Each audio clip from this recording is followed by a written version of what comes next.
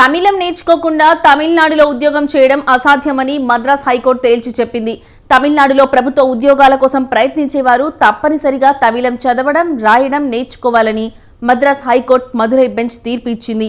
త్రిభాషా నిబంధన వివాదంగా మారిన ప్రస్తుత పరిస్థితుల్లో మద్రాస్ హైకోర్టు ప్రాధాన్యం సంతరించుకుంది.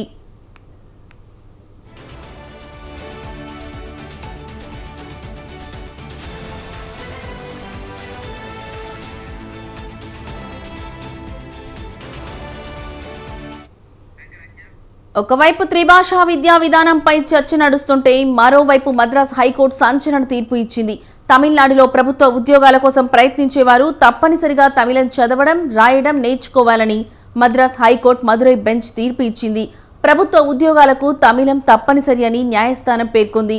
24 గంటలు తమిళుల మధ్య ఉండి పనిచేయాల్సిన ఉద్యోగులకు తమిళం రాకపోతే ఎలా అని హైకోర్టు ప్రశ్నించింది. ఏ రాష్ట్రంలో అయినా అక్కడి ఉద్యోగులకు ఆ రాష్ట్ర భాష తప్పనిసరిగా రావాలని మద్రాస్ హైకోర్టు అభిప్రాయపడింది. లేకుంటే విధులను సక్రమంగా నిర్వర్తించలేరని హైకోర్టు పేర్కొంది.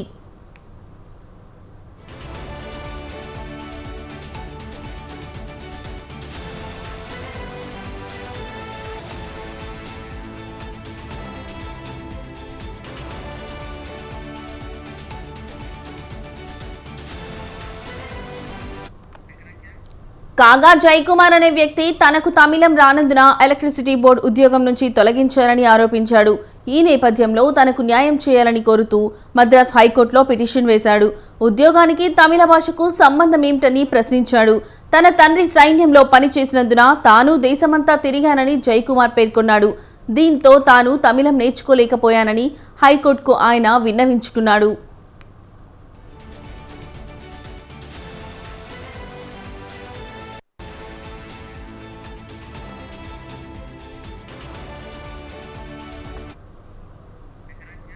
కాగా కేంద్ర ప్రభుత్వం ఇటీవల ప్రవేశపెట్టిన జాతీయ విద్యా విధానం వివాదాస్పదమైంది.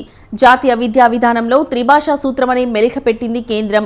అంటే త్రిభాషా నిబంధన కింద ప్రతి రాష్ట్రం హిందీని తప్పనిసరిగా నేర్చుకోవాల్సి ఉంటుంది. అయితే దీనినే తప్పుపట్టింది తమిళనాడులోని డీఎంకే ప్రభుత్వం.